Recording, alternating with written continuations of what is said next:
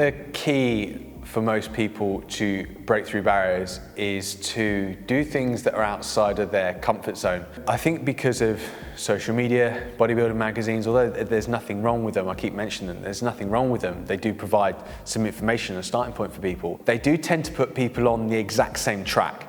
So if you open up the average fitness magazine, most will have the same workout for chest, back, legs, shoulders, arms, whatever. And that kind of filters into the fitness industry, and most people end up doing those kinds of workouts structured in a very specific way according to what they've seen and I suppose kind of tradition as well. The problem with that is that people aren't prepared to think outside of the box and do things in a different way, because that's kind of the only way they know how to do it. Just as an example, let's say we're going to be training your chest.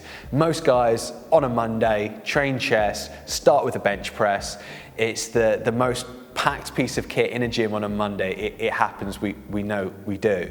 But what happens if I've had a cranky shoulder for a long time, or that bench press has stopped working to build my chest? Well, how about if you've got a cranky shoulder, well, try doing some face pulls first, or try training your rear delts first. Doing an exercise almost that you wouldn't typically do before you do that bench press. Your shoulders are nice and warm, your shoulder stabilizers are nice and warm as well. If I can't feel the bench press in my chest, well, how about doing some cable flies and pre-fatiguing your chest before doing that bench press? Although I might not be bench pressing as much weight, you've got to be asking what you're bench pressing for. If you're bench pressing to try and build muscle, then it doesn't matter to a degree how much you're lifting.